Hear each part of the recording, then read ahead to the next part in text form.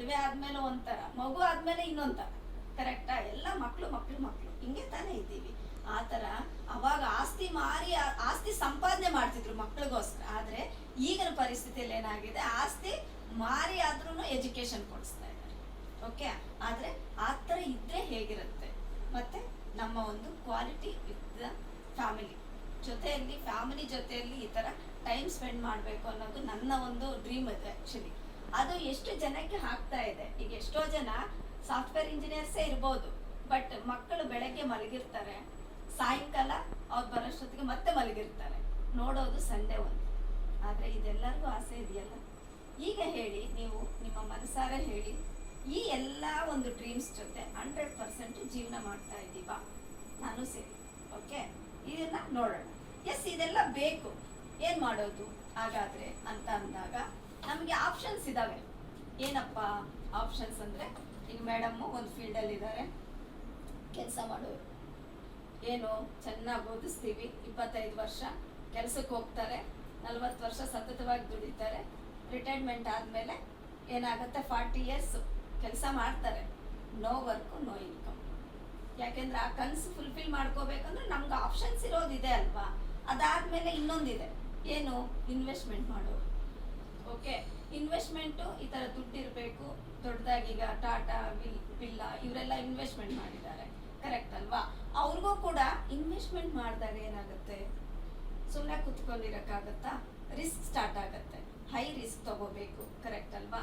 ಇದರಲ್ಲೂ ಕೂಡ ನಾವು ಆ ಕನಸನ್ನ ನೆನೆಸು ಮಾಡ್ಕೊಳ್ಳೋದಕ್ಕೆ ಸ್ವಲ್ಪ ಕಷ್ಟನೇ ಆಗ್ತದೆ.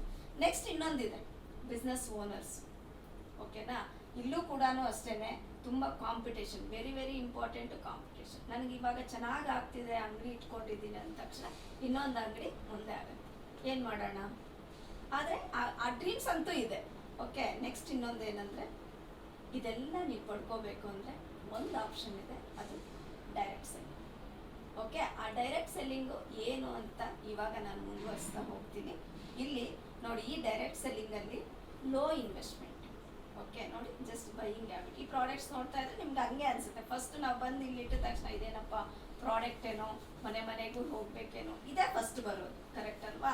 ಇನ್ನು ಕೆಲವರಿಗೆ ಇದು ನೋಡಿದ ತಕ್ಷಣ ಈ ಪ್ರಾಡಕ್ಟ್ ಎಲ್ಲೋ ನೋಡಿದ್ದೀನಿ, ಯಾವಾಗ ಯಾರೋ ಹೇಳಿದ್ರು ಮೋದಿ ಕೇರ್ ಅಂತ, ನಮ್ಮ ಪಕ್ಕದ ಮನೆಯವ್ರು ಮಾಡ್ತಿದ್ರು, ಅಯ್ಯೋ ಬಿಡಪ್ಪ ನಮಗೆಲ್ಲ ಇದು ಕಾಸ್ಟ್ಲಿ. ಕೆಲವೊಂದು ಇವು ಬಂದಿರುತ್ತೆ, ನೀವು ಯಾರಾದರೂ ಯೂಸ್ ಮಾಡಿದರೆ ಅಲ್ವಾ? ಆ ಥರ ಇಲ್ಲಿ ನೋಡಿ, ಜಸ್ಟ್ ಈ ಥರ ತಗೊಳ್ಳೋದಕ್ಕೆ ನಾವು ಇನ್ವೆಸ್ಟ್ಮೆಂಟ್ ಮಾಡ್ತಿಲ್ಲ, ಜಸ್ಟು ಖರ್ಚು ಮಾಡ್ತಿದ್ದೀವಿ ನಮ್ಮ ನೆಸೆಸಿಟಿಗೋಸ್ಕರ ಅಲ್ವಾ? ಯಾವಾಗ ನಮ್ಮ ಇಷ್ಟು ಇನ್ವೆಸ್ಟ್ಮೆಂಟ್ ಮಾಡಿಲ್ವೋ ನಿಮಗೆ ರಿಸ್ಕ್ ಇರಲ್ಲ, ಮತ್ತು ಇದಕ್ಕೆ ಯಾವುದೇ ರೀತಿ ಎಕ್ಸ್ಪೀರಿಯನ್ಸ್ ಬೇಕಾಗಿಲ್ಲ. ಓಕೆ, ಇದೆಲ್ಲ ಮಾಡಬೇಕು ಅಂದರೆ ಎಕ್ಸ್ಪೀರಿಯನ್ಸ್ ಬೇಕು. ಬಟ್ ಇದು ಯಾಕೆಂದರೆ ಇಲ್ಲ ಹಲ್ಲುಜ್ಜೋದು, ಸ್ನಾನ ಮಾಡೋವಂಥ ಸೋಪುಗಳು ಇರೋದ್ರಿಂದ ಇದಕ್ಕೆ ಏನಾದ್ರು ಎಕ್ಸ್ಪೀರಿಯನ್ಸ್ ಬೇಕಾ? ಇಲ್ಲ.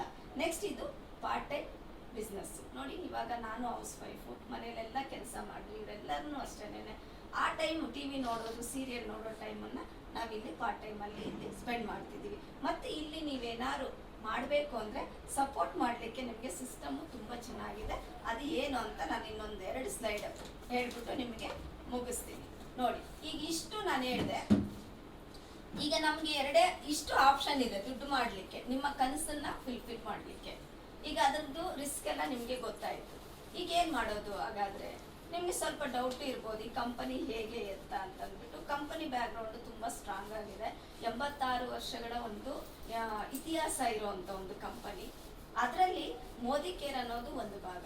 ನಿಮಗೆ ಗೊತ್ತಿರುತ್ತೆ, ರೆವಲಾನ್ ಕಾಸ್ಮೆಟಿಕ್ಸು, ಇಂಡೋಫಿಲ್ ಕೆಮಿಕಲ್ಸು, ಇದೆಲ್ಲ ಕೂಡ ಕಾರ್ಟೂನ್ ನೆಟ್ವರ್ಕು ಎಲ್ಲ ಕೂಡ ಈ ಕಂಪನಿ ಓನರ್ದೆ.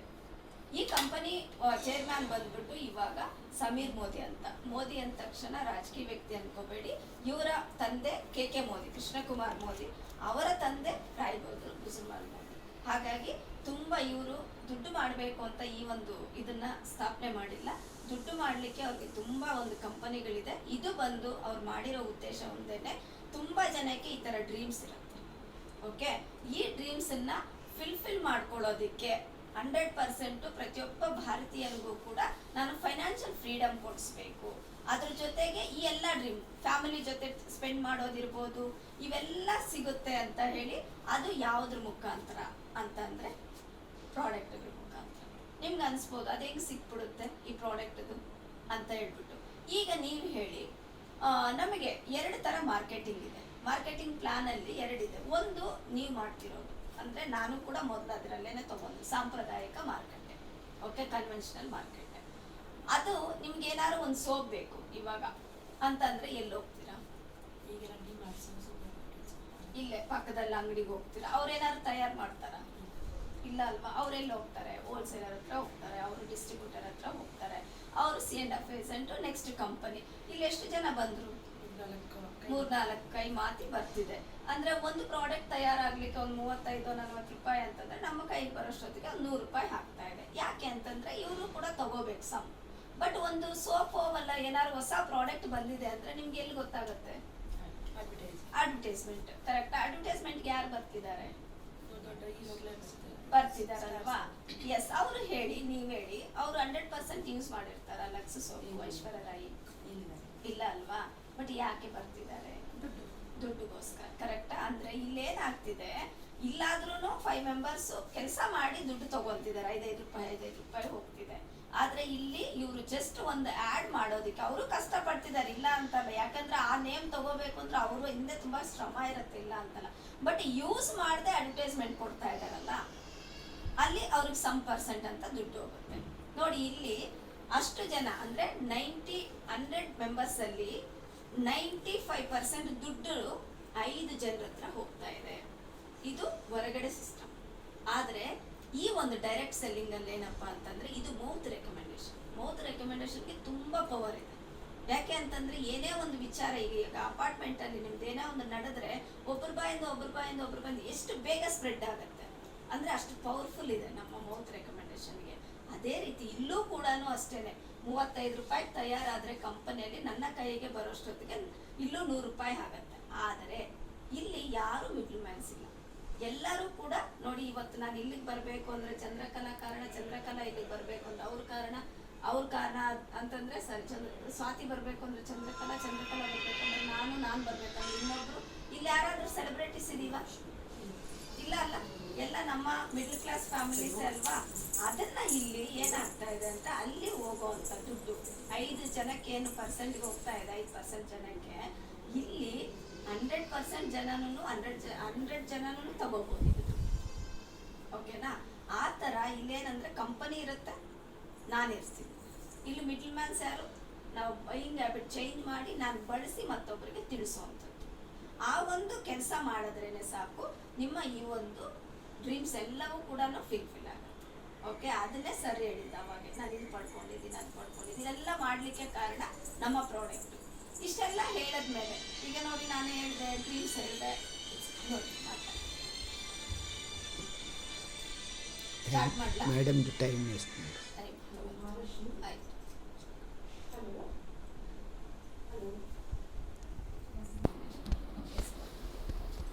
ಈಗ ನೀವು ನೋಡಿದ್ವಿ ಸ್ಟಾರ್ಟಿಂಗು ನಮ್ಮ ಡ್ರೀಮ್ಸ್ ನೋಡಿದ್ವಿ. ಆ ಡ್ರೀಮ್ಸನ್ನ ನಾವು ತಗೋಬೇಕು ಅಂತಂದ್ರೆ ಅಷ್ಟು ಫುಲ್ಫಿಲ್ ಮಾಡಬೇಕು ಅಂದ್ರೆ ಒಂದು ಆಪ್ಷನ್ ಜಾಬು ಅಥವಾ ಬಿಸ್ನೆಸ್, ಓಕೆನಾ?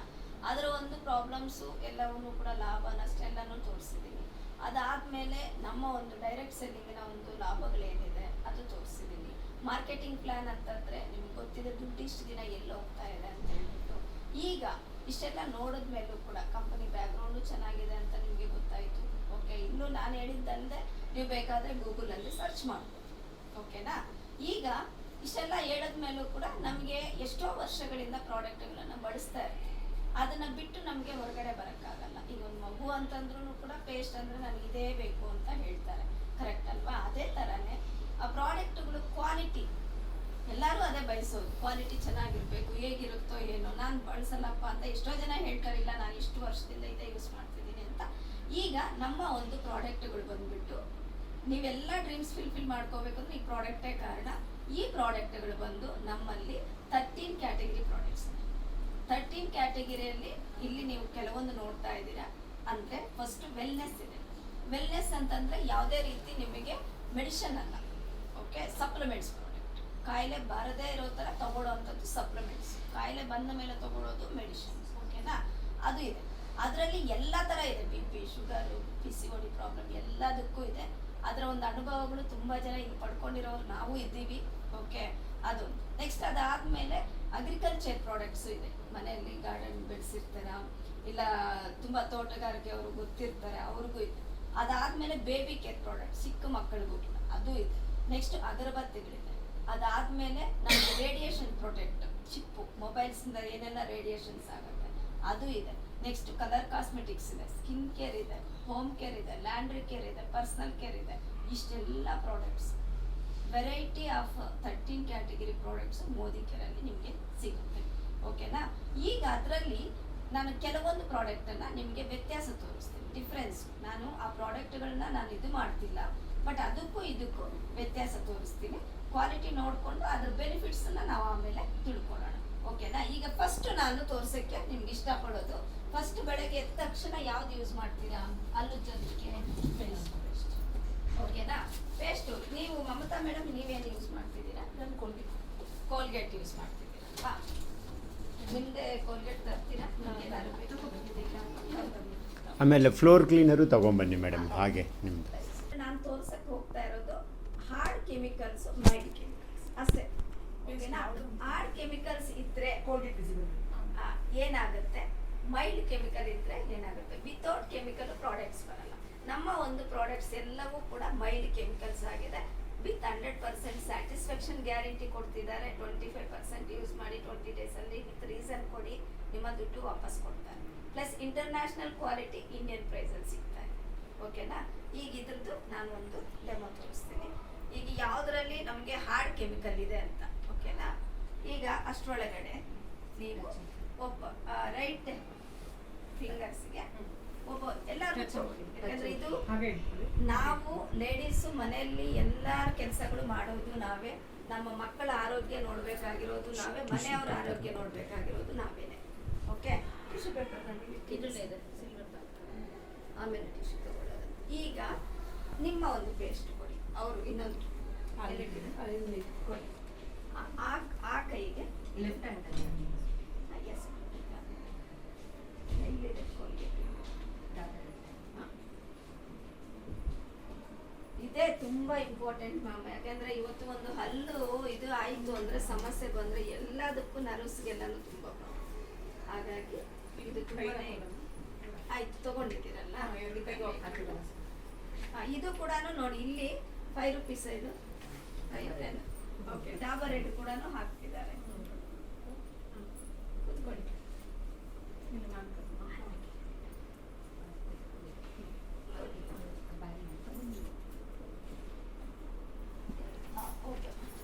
ಈಗ ನೋಡಿ, ನನಗೆ ಒಂದು ಕೆಮಿಕಲ್, ಹಾರ್ಡ್ ಕೆಮಿಕಲ್ ಯಾವ್ದ್ರಲ್ಲಿದೆ ಅಂತ ತೋರ್ಸೋದಕ್ಕೆ ನೀವು ಅಷ್ಟರೊಳಗಡೆ ಬೇಕಾದ್ರೆ ಈ ತರ ಮಾಡಿ ನಿಮಗೆ ಏನ್ ಅನ್ಸುತ್ತೆ ಹೇಳಿ. ಈಗ ಲುಚ್ತಾ ಇದ್ದೀರಾ ಅಂತಾನೆ ಅನ್ಕೊಳ್ಳಿ, ಎರಡೂನು.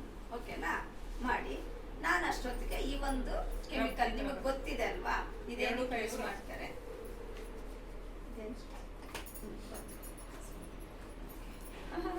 ನೋಡಿ, ಇವಾಗ ಮಮತಾ ಮೇಡಮ್ ಅವ್ರ ಪೇಸ್ಟ್ಗೆ ನಾನು ಒಂದು ಸ್ವಲ್ಪ ಹಾರ್ಡ್ ಕೆಮಿಕಲನ್ನು ಯೂಸ್ ಮಾಡ್ತಾ ಇದ್ದೀನಿ. ನಮ್ಮ ಒಂದು ಫ್ರೆಶ್ ಮೂಮೆಂಟ್ ಪೇಸ್ಟ್ಗೂ ಕೂಡ ನಾನು ಸ್ವಲ್ಪ ಹಾಕ್ತಾ ಇದ್ದೀನಿ. ಹಾಗೆ ನಮಗೆ ಹೊರಗಡೆ ಮಾರ್ಕೆಟಲ್ಲಿ ಸಿಗೋವಂಥ ನನ್ನ ಹೆಸರೇ ಹಾಕಿ ಬಳಸೋದು ಮಾರ್ಕೆಟ್ ಪ್ರಾಡಕ್ಟ್. ಓಕೆನಾ? ಈಗ ನೀವು ಅಲ್ಲಿ ಹತ್ರನೂ ತಗೊಂಡು ಹೋಗ್ಬೋದು. ಏನಾದ್ರು ರಿಯಾಕ್ಷನ್ ಆಗ್ತಿದೆಯಾ? ಇಲ್ಲಿ ನೀವು ಯಾರಾದ್ರೂ ಸೈನ್ಸ್ ಓದಿರೋದಿದ್ರೆ ಗೊತ್ತಾಗುತ್ತೆ. ಹಾರ್ಡ್ ಕೆಮಿಕಲ್ಸ್ ಬಿದ್ದಾಗ ಏನಾಗುತ್ತೆ, ರಿಯಾಕ್ಷನ್ ಆಗುತ್ತೆ. ಅದೇ ರೀತಿ ಏನಾದ್ರು ರಿಯಾಕ್ಷನ್ ಆಗ್ತಿದೆಯಾ ನೋಡಿ.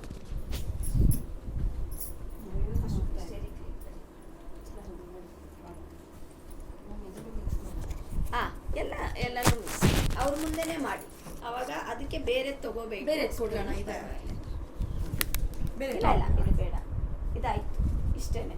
ನಿಮಗೂ ಫೀಲ್ ಆಗ್ತಿದೆಯಲ್ಲ? ಇದೇನು ಗೊತ್ತಾ, ಅಲ್ಲಿ ನೋಡೋದು ಇದು actually gel formation. Okay, Colgate. Okay, ಅಲ್ಲಿದೆ ಆಗ್ತಿದೆ. ತೋರಿಸಿ, ಆ ಥರ ಬಬಲ್ಸ್ ಬರುತ್ತೆ. ಓಕೆ? ಯಾವಾಗ ನಿಮಗೆ ಆಮೇಲೆ ನಿಮ್ಮ ಒಂದು ಕೈಯಲ್ಲೂ ಕೂಡ ಅಷ್ಟೇ ಜೆಲ್ ಫಾರ್ಮೇಷನ್ ಇರೋದ್ರಿಂದ ನಿಮಗೆ ಅಷ್ಟು ಫೀಲ್ ಆಗ್ತಿಲ್ವೇನೋ.